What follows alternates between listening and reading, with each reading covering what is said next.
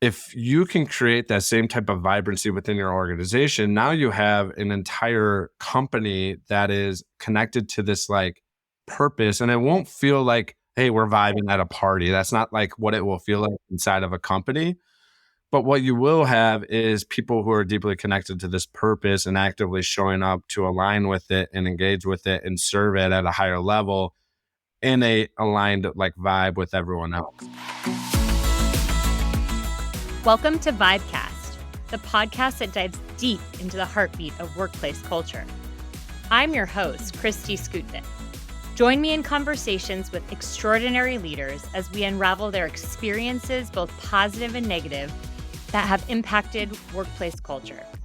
This podcast is more than storytelling. It's about actionable insights. Are you ready to transform the vibe at your workplace? Let's go. Today, I had the pleasure of chatting with Zech Dahms, who's the Community and Culture Director of Achieve Engagement. Zech believes culture is a powerful life force capable of either unifying or dividing. This understanding drives his mission to assist leaders and teams in harnessing culture to foster engagement, alignment, and harmonious collaboration for greater collective impact and results. Since 2022, he has hosted over 50 community learning webcasts and programs and virtual seminars on foundational employee experience topics and themes.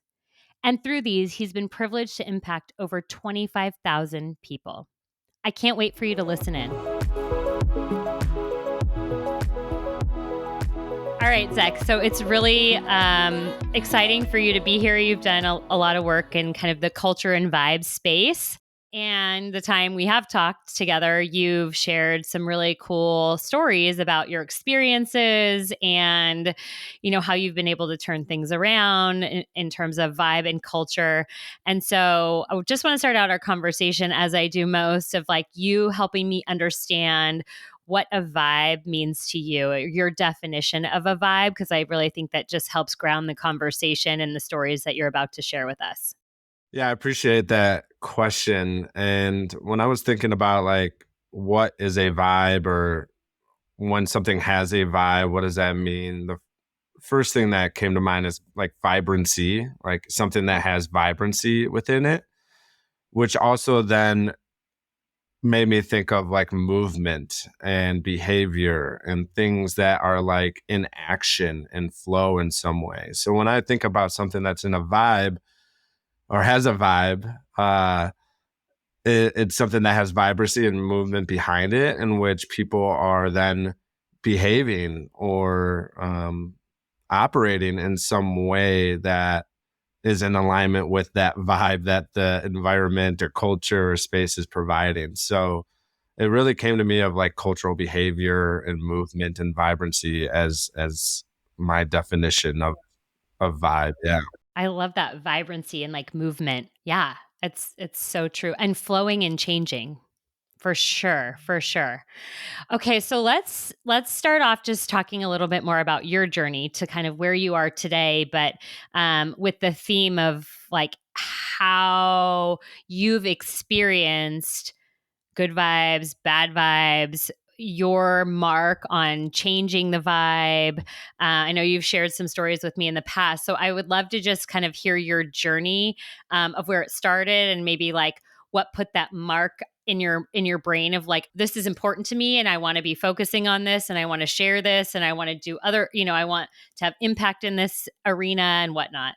So when I reflect back on like my journey in this space of now being more intentional around creating vibes or cultural environments, I kind of put it into two like blocks. Like there was a time where I became intentional about this is what I'm doing and I'm going to be really intentional with how I'm doing it. And there was kind of that type of passion behind it.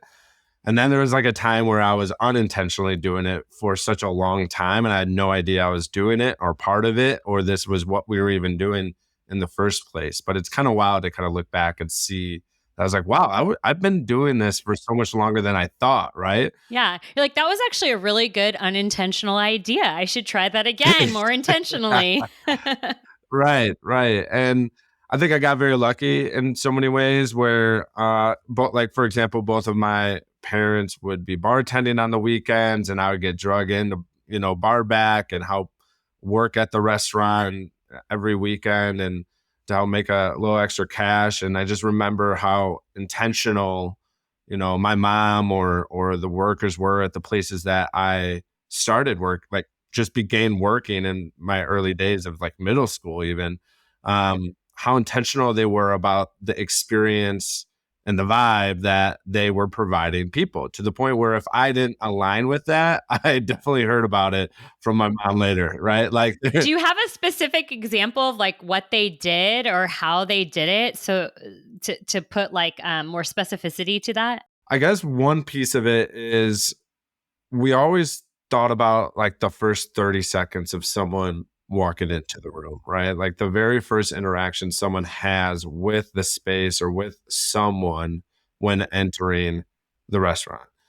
And I remember that being such like an important part of how we greet and connect with people in the very first second that they interact with it. And that being so important to the rest of the experience that they have that evening. And there was definitely times where like I was just like running wild, doing work and just like almost like shoving people to the side as they walk through the door. Cause I'm like, get out of my way. I'm trying to work here. Right. And that's like a perfect example of like getting some feedback in the back of like, hey man, this is a space that people are going to escape maybe a tough day or to connect with their family for the evening, and you're shoving them to the side as they walk into the space. Like that is not the vibe that we're trying to have. So it's like, obviously I'm a middle school kid or whatever, so I had a lot of learning to do, but it was just like I was exposed to how intentional someone can be to the experience that they provide in a space or environment that they're creating, like at such an early stage. And I think that just became such a ingrained intentionality, like unintentionally through everything else that I started doing going forward. Like, okay, cool. Anytime I have friends over, I know I'm going to want to make sure they feel good or welcome or have everything they need in the first 30 seconds when I have a party or like, it just became like a rule that you created in your head. Right. It's crazy how simple that is too, right? So unintentional or not, everybody can do something for 30 seconds, good or bad, right? And to think that simply like that a middle schooler could understand it. I have a middle schooler myself, and it's sometimes very hard to get your point across to a middle schooler because they have lots of thoughts in their head. But that I just love the simplicity of that and how that got you thinking about the experience you created personally and professionally. That's great. Yeah, and I think what was, in some places at that point, I was out of a place of fear. I was like, okay, I need like, and I was saying that in like a fun way, like, oh my gosh, I'm gonna get scolded later if I continue Sure. like this. But on the other hand, it also created like a interaction dialogue between the person and I or the leader and whatnot of like, okay, is it okay to drop what I'm doing then to greet this person, because I'm unsure, I'm hired for doing this, but now you're telling me this in this scenario. So I think there's like some interesting learnings through these experiences that you can start to really really understand, like architecting, like, okay, how do you create the vibe and the experience while fulfilling your role or job at the same time. And I think sometimes people sacrifice doing the job because it's like this black and white thing that I got to do. They'll have that as like the over priority over maybe withholding the values of the vibe that you're trying to create, which I think is an interesting lesson. I think a lot of companies and teams can be like, no, let's prioritize the values and the cultural experience. The job's important and we still need to deliver that, but the culture and the vibe is the foundation, right? So without that, the job doesn't exist later. Sure.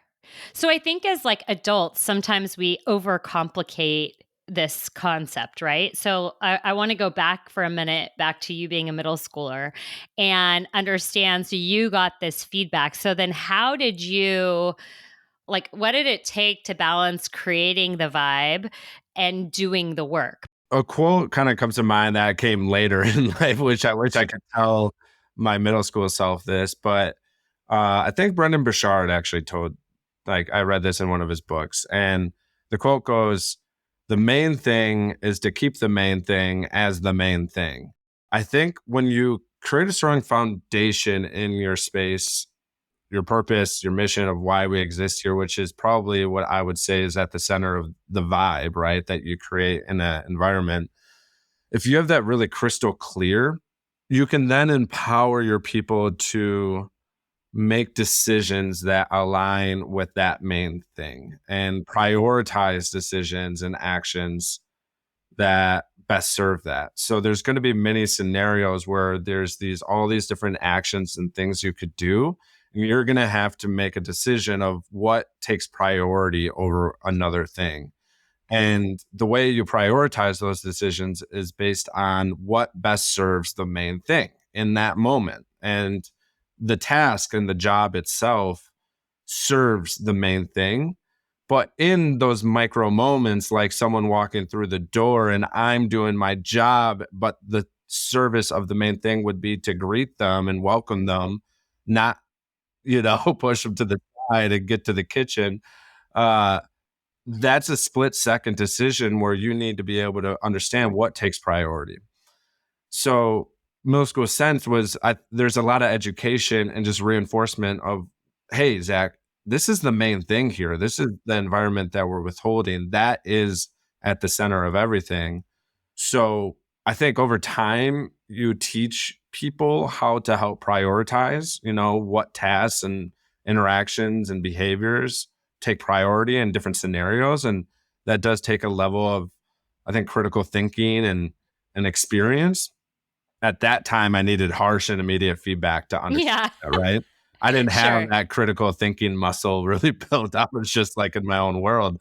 So I think bringing it back to what you kind of asked here, I think there's just like a lot of power in just having crystal clear clarity around what is your main thing, and then empowering people with, I guess, the experience and the perspective to make decisions to serve that main thing and not feel fearful that if they stop doing their task to serve the main thing in a different way that falls outside of the boundary of like the black and white job description they have, you kind of have that center of trust that, hey, it's going to be okay. You're serving the main thing. You're still doing that, right? I love that. You got feedback as a middle schooler that weren't serving the main thing. And then it sounds like, as you kind of transitioned in life, you had this opportunity to lead people in this environment, and help them understand and turn around a situation where they weren't focused on serving the main thing. So can you share a little bit about that story too? Because I think that's super fascinating and really, again, I just want to showcase like this, while it might not have felt simple in the moment, when you really zoom out and look at it holistically, it can be very simple, right? It doesn't have to be filled with analytics and data. It's just a simple thing to kind of change your mindset. Yeah. So it was definitely like an interesting journey into the operations role. So yeah, let me share kind of that turning point, because when I talk about the moment of moving from unintentionally doing this to intentionally doing this, that role was pivotal to that transition for me. So I would say all the jobs that I had throughout my life before that role, which that role came post college, right? It was one of my first, big roles within an organization. Before that, it was internships and small gigs to make some money to get my way through college, right? And for many of those, it was creating an environment. So, for example, I worked at this rec center, which was like a pool hall and bowling alley, which was very much a space that we created the main thing as this is a space for students and people to disconnect from the rest of their lives, really, and the stresses of school. It's like, this is a place where people come to relax and hang out and not have to think about the exam that they have in a week from now. It's like that. That's what the space was designed for. So how do we create that vibe? And it's just interesting thinking about the type of music you would choose to play, the type of greetings you would have at the front desk being right by the door, and our kind of practices on greeting and welcoming people into the space and getting them to relax and enjoy their time, whether it be an hour or more. From there, then I got my role as building manager and operations manager for the UW Milwaukee Student Union, which you're basically overseeing all of the different, processes and systems and ways of operating as for the student union building. And the student union is a central building in the university that is really a gathering center for both students, faculty, and the community. So it's open to anyone that would like to, be on campus, use the resources in the student union building, leverage the rec center, for example, that's down there as well. And one of the pivotal moments that I had was I got hired into that role. And I've already known the executive director for a long time because I've worked in the rec center before that as a student. And she came up to me and she was like, Zach, all right, now that we're bringing you into this role, what I want you to do is create the ultimate student and faculty experience. And I'm thinking, what did you mean? Like, what do you want me to do with that?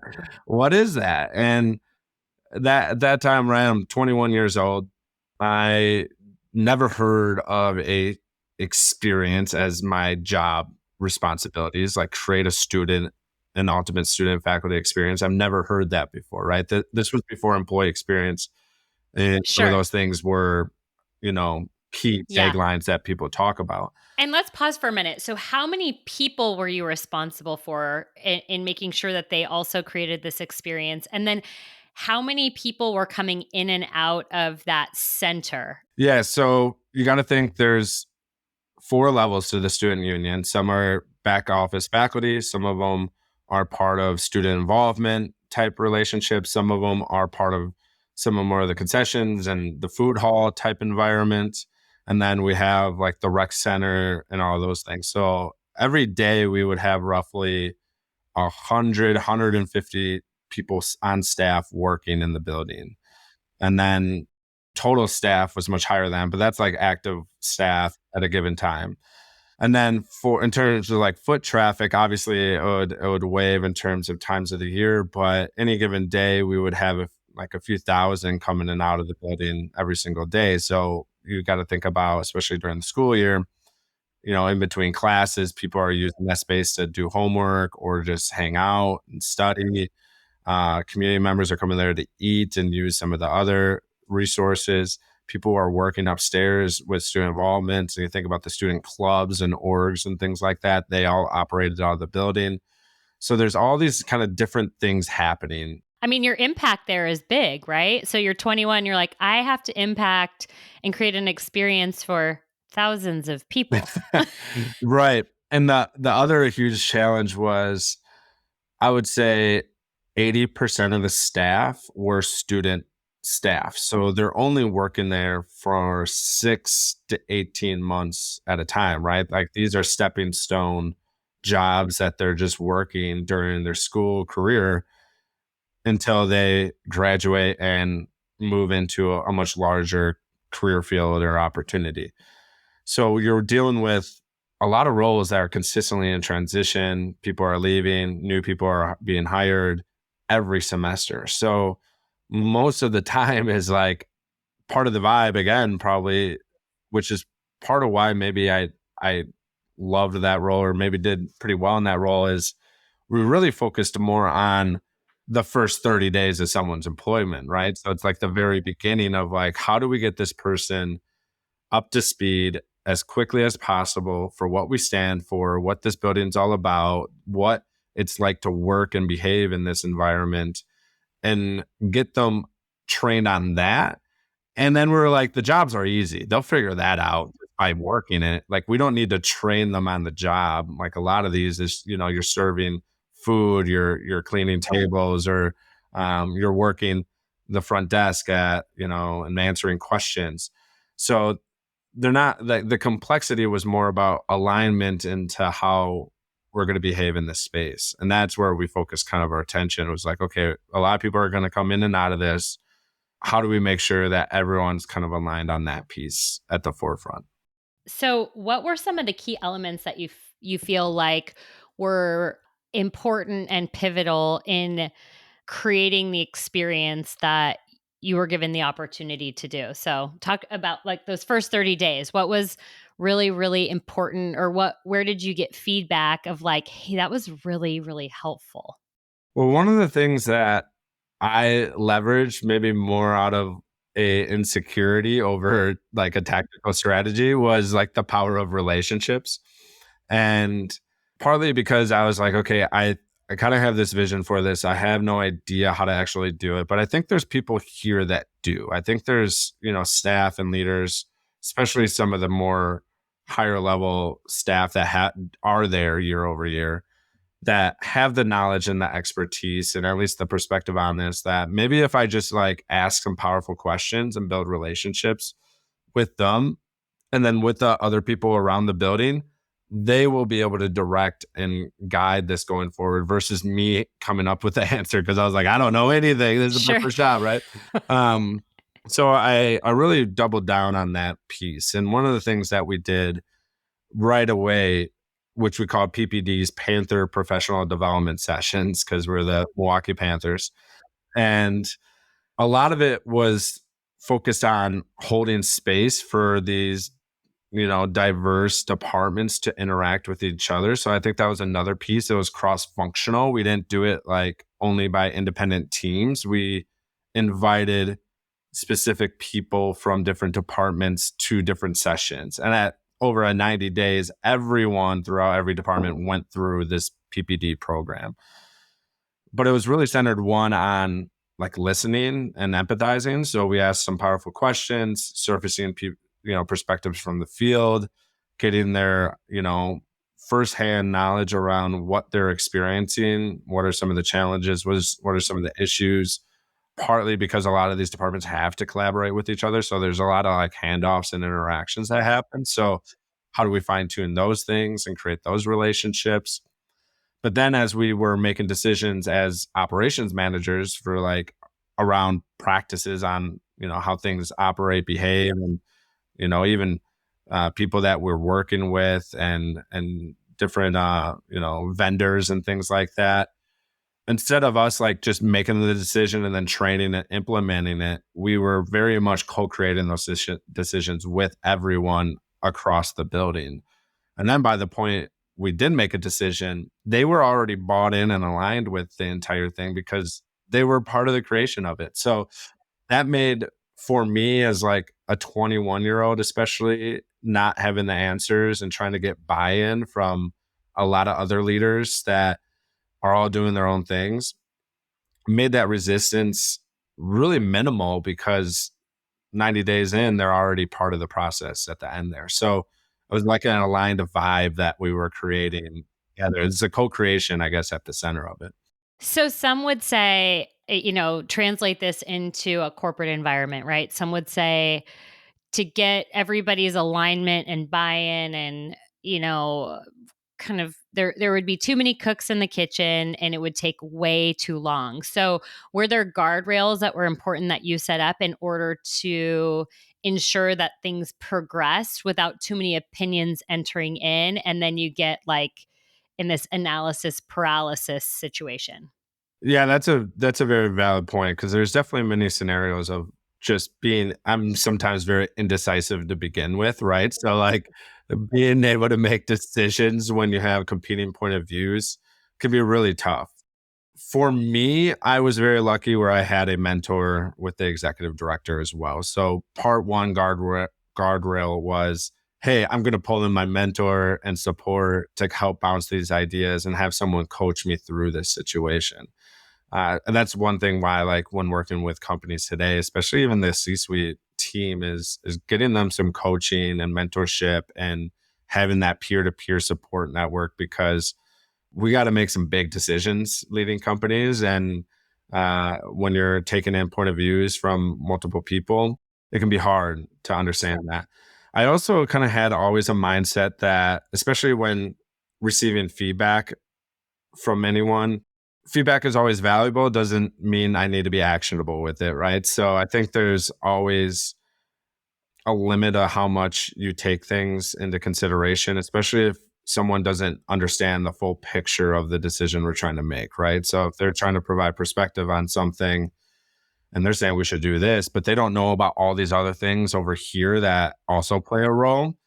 That was kind of, I guess, my own development as an operations manager, is being able to see that whole picture and being able to take into consideration all those moving parts, which is definitely a skill set I had to work on. So fast forward to like these experiences you had, right? Of kind of vibes being put on you and you getting the feedback, you then being responsible for creating the vibes in the environment and getting people trained and aligned with that. And then fast forward to what you're doing today and you're helping other organizations, create vibes and culture and collaboration. And so tell us a little bit about, I would see it as like one step, two step, three step, or 1.0, 2.0, 3.0, right? And you're 3.0 right now.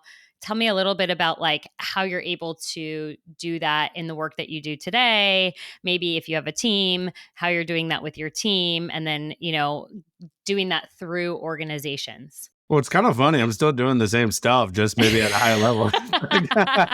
Okay, So, so this no. is a key point, right? Okay, very very key point, and something I'm super super super passionate about is like it doesn't have to be complicated, and I think that you just said it, right? Is like the foundational stuff of what creates this vibrancy or this movement is the same as it was for you in middle school, and then you applied it to the organization right after college, and now where you're at today. It doesn't need to be complicated. You just need to have some intentionality in it. Yeah. And I think one thing that has changed is just sometimes the language we use behind it, right? So I think about even a project that when I first started doing, more intentional culture design, culture strategy work with organizations, we'd be working with tech companies, we will be working with blue collar, like manufacturing companies.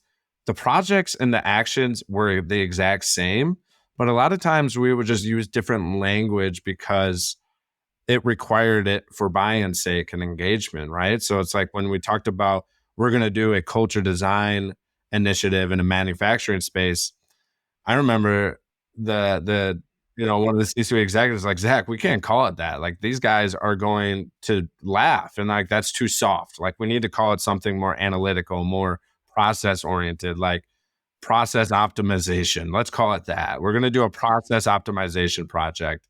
And next thing you know, the people on the floor and like these, manufacturing leaders are like, oh, I'm all about that. Cause that's just like kind of how their minds work. At the end of the day, though, you look at it foundationally, it's the same stuff. We were doing the same things. It's crazy how words matter, right? Like you have to meet people where they're at and help them understand. They're not always going to come to you with like, just because you have the expertise doesn't mean that they're going to understand where you're coming from until you speak their same language. Exactly. Yeah. So to your original question of like, how are we doing this now? And like, what are we doing to create a vibe? I'm going to bring in also like a new definition for a vibe that I originally had for like culture. Like, so culture, I've always described the simple and normal ways, like the way we do things, the way people behave, right? I love to take more of a systemic kind of lens on it. And I always go, culture is this systemic energy that is created from all these different elements interacting in a shared environment. So it's the end result of these different elements and things interacting together. And that's what creates your culture. So culture is an output, it's the end result of all these different things. So then you have to think about what are all those different things? Like there's some main big pillar ones, and then there's all these micro little things that you have to consider. Like language is one of them. Language is a element that you have to consider that's going to impact this end result of your culture, of your vibe, right? Purpose, mission, vision, your strategic plans, like your jobs and responsibilities, the type of roles you have, well-being, inclusion, belonging, how you do listening, employee listening strategies and things like that. So there's all these kind of different things that all kind of come together and interact with each other in weird ways to have this end result of your vibe. And that's how we do it today. I mean, that's what we do with organizations and communities. We'll start to unpack, okay, what are the different elements of your company? What are these kind of main things that matter the most? And how do we start to be more intentional with how we're designing them or leveraging them to create this vibe? Are there things that we're doing really well that we can amplify? Are there things that are barriers to your vibe thriving that we can start to reinvent or maybe take out of the system, right? Maybe it doesn't belong here and we need to let it go. That's where your people come into play too, right? Like that people is that's the part that gets these elements to interact with each other. And sometimes, right, you need to be really intentional about the people you're bringing into that container that's interacting with these elements. And there's going to be some tough decisions where maybe some people don't align with that vibe that you're trying to create, and you need to disconnect from those things. I think we all know leaders or people that become toxic or energy vampires to the vibe, right? Like we know who those people are. It's crazy how one person can have that impact to such big organizations. One person. 100%. And I can't remember the stat on it. I don't even think it's a real stat. I think it was just like kind of something someone threw out there, but it's almost like a 4-to-1 or 5-to-1 ratio where it's, 5 people could be doing a great job, but one person out of that 5 can take it all away just like that. So it's like your negative experiences, your negative influences have an amplified impact over the positive ones. And that's just a bias that we all have naturally as humans ourselves in our own lives. We tend to look at the negative more than the positive. So you have to be really, really critical about those negative experiences all the way back to the middle school one, right? Like it's such a little experience that you probably would brush off your shoulder and not really care about. But that one small micro moment can make or break the vibe of the rest of that experience, right? Totally. And, it makes me wonder how, like I have as well. I come from a family. My dad has owned his own business, just a little business, right? That caters to just like the public. And I am certain if I really think long and hard that I had some experiences there or created some experiences with customers that have shaped why it's so important to me today. It just makes me think, gosh, maybe there's some things that should be done earlier in life, in school, going back to middle school, that get kids thinking about creating these experiences and being intentional as they grow up because it starts really, really young. 100%. And you can tell with like, what do you always see as the number one skill set that organizations are looking for today? It's the soft skills, the emotional intelligence, it's the ability to have and build interpersonal relationships, to be able to think critical within immediate situations. All of that I grew because I was exposed to these environments at a very young age. So I find myself very fortunate because of that. Where, yeah, a lot of schools do not embrace those type of skill sets and building those skill sets in their education, right? It's much more on the traditional kind of pillars of education. So it's interesting how much of a dire need it is. If your company has a footprint of people that have strong soft skills, or what we actually talked about this in our employee well-being program yesterday, power skills is kind of the new language we want to use behind that, because it is a power skill that now you have people that can help proactively impact the vibe, and they are proactively connected to it, where if you do not have those power skills internally at your organization, what you end up with is a HR executive going mad because they're always trying to Yeah. drive this stuff and no one else is behind it. Yeah, yeah. Oh my gosh, story of my life, right? As an HR consultant and having a consultancy with that. It's like, okay, HR, what can you come in to do? I'm like, okay, so can we rally the leadership team? Like this isn't just an HR problem. I think more and more organizations are seeing that. I say that a little bit tongue in cheek, but that's true. I didn't think about it in terms of like a power skill and, working through people or even assessing how many people you have within your organization that have those power skills, right? Because if you have a deficit, then you might need to consider improving that before focusing on some of the more operational or systematic culture programs? Yeah. And for me, one of the most foundational impact areas to creating a strong vibe comes from the people and the relationships, where I think we all know, like, you've heard that saying or been at a party and we're like, we're vibing. Like, yeah, you know what I'm talking about? Like, that is such a scenario where everyone is kind of on the same wavelength. They're all connected behind this energetic feeling or cultural experience, and they're all vibing with it, in alignment, in connection with it. And if you can create that same type of vibrancy within your organization, now you have an entire company that is connected to this like purpose. And it won't feel like, hey, we're vibing at a party. That's not like what it will feel like inside of a company.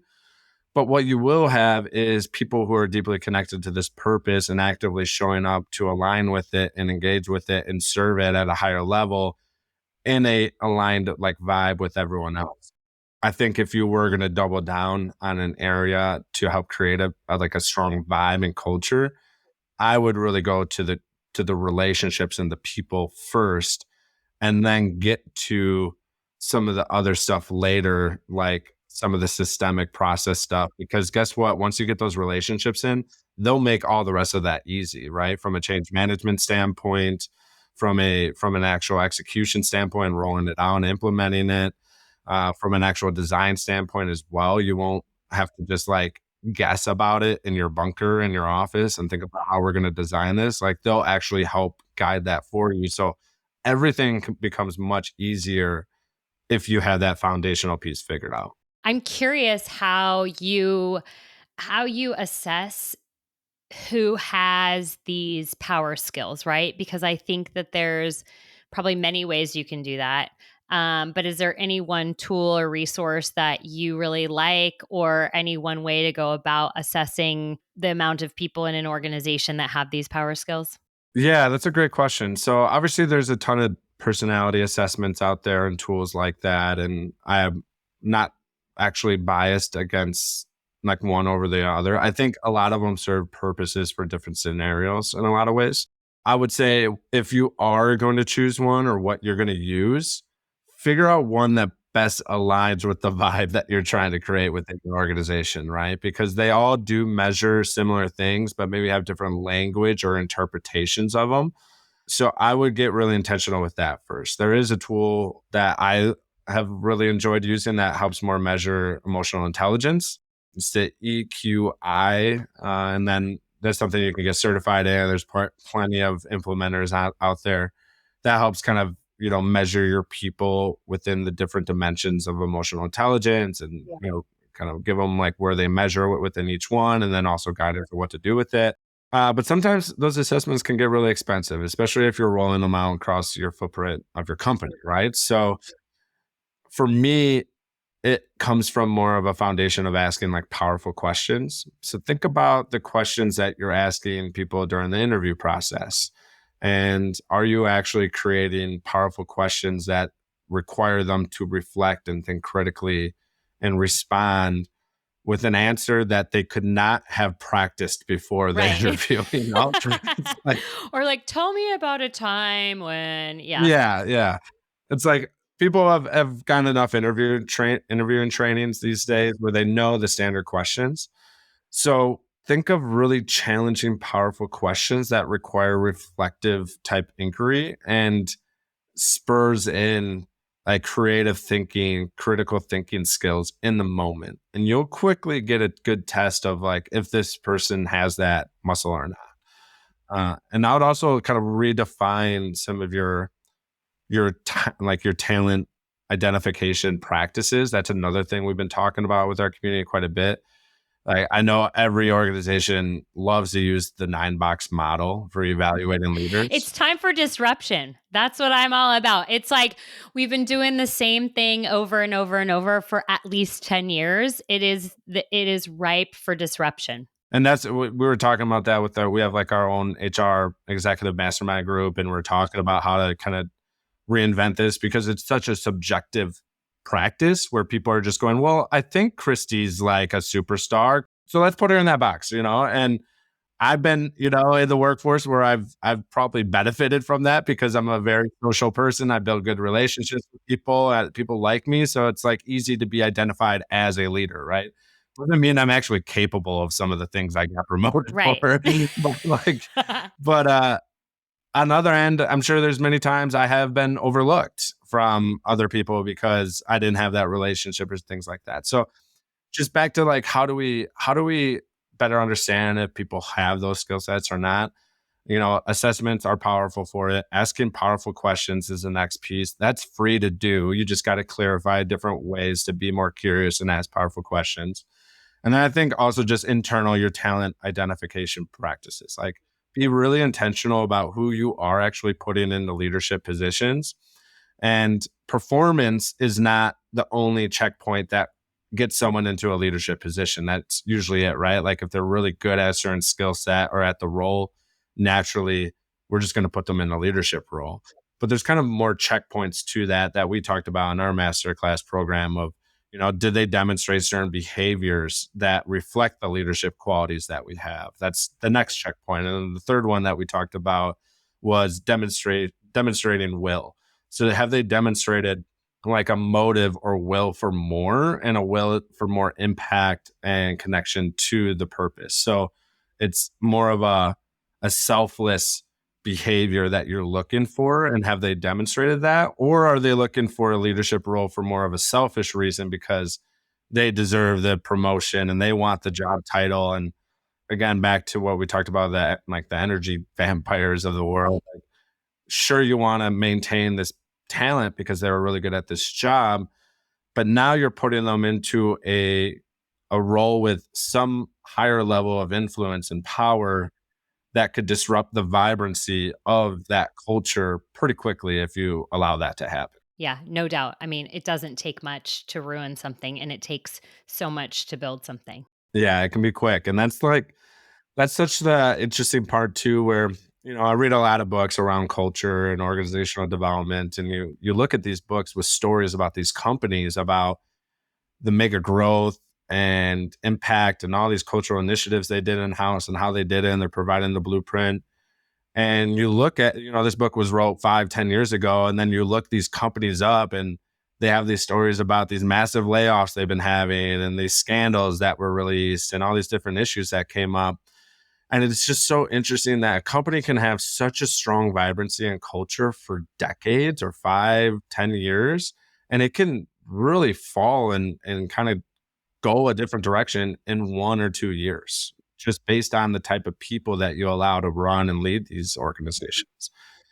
Which is like, it's kind of sad in a way. It's like, look, this is the long game. This isn't something where, especially if we have people who are running startups or younger companies on listening to this. This is something that, yes, you're going to have to be intentional with it today as you build this company, and you're going to have to continuously reinforce it and support it. It's kind of like health. Like you don't stop working out when you get in shape. You continue working out to You're in it for the long maintain. game. Exactly. Yeah. Yeah. We do slow growth because we want the right leaders in place in order to continue to grow.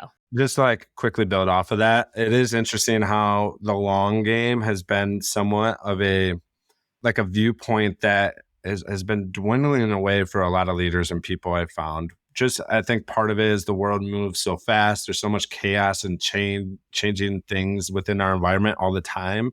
And then we also have all these other services and resources out there that are very instant, right? Like Amazon created this experience where whatever you want, you can get it instantly. And same thing with streaming, same thing with social media. And so we kind of conditioned ourselves to have this instant experience with other things that aren't actually instant, like the long game with our culture. And because now things are changing so fast and we have this instant experience, we kind of stopped maybe sometimes thinking or projecting our perspective that far out and creating strategies and models and an approach that reflects that longer game, because we're like, look, this is going to be instant. We're going to get it now. So I think there's like a need to revisit both of those worlds of like, okay, we're going to have this like today strategy, but we're also going to be building a 5, 10, like go back to the 5, 10 year plans when it comes to at least your culture and like who you're building yourself into. Well, and just because we can get a package to our doorstep same day doesn't mean we have to have a delivered product from a team member on our desk that day, right? I mean, like one doesn't necessarily translate to the other, but I think in our mind, because like work and life have become so integrated, we just naturally translate that and think that it all works kind of the same. But you said something earlier about pausing, when we were talking about like intentional pauses for departments to interact and collaborate. And I think that intentionally pausing in life in general, but especially in work, is really really beneficial to think, because we're just doing instead of thinking. And that's what I think unintentionally creates experiences that are probably not what we want to be, or the best out there. But if we stop and think for a minute, we probably will create an experience by a very simple tactic that is more positive than negative. So okay, so we could probably talk and talk and talk, because I think we have a lot to talk about and a lot to share. I know I could. I'll speak for myself. But if you could say there's like one thing that leaders or team members or people in general, who's ever choosing to listen to this, could go out and do now that would move their vibe in the right direction based on your experience, what would that one thing be? I would spend more time on the floor, whatever that means for that company or that space. And I think for me, it's immersing yourself in the vibe itself and interacting with people who are engaged or directing the vibe as well. And that doesn't mean every day you're talking to everyone. It could just mean you're on the floor interacting with one new person every single day within that space. And I think that you will really start to, one, build trust with the people internally that are living and experiencing the vibe every single day. But you're also going to quickly learn where the barriers, the gaps, the challenges are, right? And I don't think you can get that from staying in your office and trying to direct a company going forward, right? So we find ourselves often working in our bunkers quite a bit, strategizing, designing new, schemes and strategies, and initiating new initiatives. And then we try to implement it, and it's caught with resistance, and people aren't sure or unaware of why we're even doing this to begin with. I would flip our time spent to exceedingly more of just time spent engaging with the space itself, the being on the floor, whether that's with customers or with your people directly, at least maybe once a day or at least once a week, and diversify that kind of outreach week over week. So maybe one week you're hanging out with the marketing team, maybe one week now you're hanging out with the engineers, right? I would get out there, get on the floor more would be the first thing I would do. Definitely. Awesome. Okay, now we're going to do a really quick. This is something that I was doing for a while, and then I don't know if I just forgot or like had a brain lapse, I'm not sure, but a little lightning round of like this or that, just to get to know you a little bit. So, beach or mountains? Oh, that's so hard because I'm like moving between the beach and mountains right now. I'll say mountains right now because it's winter season and I like skiing. Coffee or tea? Coffee. Cats or dogs? Dogs. Live music or like a great Spotify playlist? Oh, live music all day. Same. There's a vibe that you get there that you cannot replicate anywhere else. 100%. Yeah. And now I'm in Colorado, so Red Rock season is here. I'm ready to go. Yeah. Awesome. So fun. Well, thank you for, having this enlightening conversation and just kind of sharing your stories. I think it's just so valuable for people to hear how simple this can be and truly needs to be, and getting back to the basics and the foundation of what matters the most. So thanks for your time and, sharing all that. And I'll put all the information of where people can find you in the show notes. So yeah, no, thank you so much for having me on. And Kristi, I gotta say, you create a vibe on this podcast and the show itself. I have so much fun, and yeah, I really appreciate the time.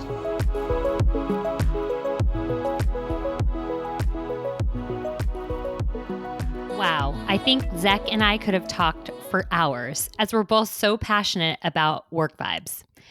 Zech had a unique way of describing a vibe as vibrancy, flow, and movement. nothing static and always changing, whether intentional or not. His simplicity in explaining how his experience in middle school working at the restaurant with his parents and how impactful the first 30 seconds of someone walking in was, and how that translated to other positions he held, is a testament to how simple and quick creating a positive or negative vibe can happen.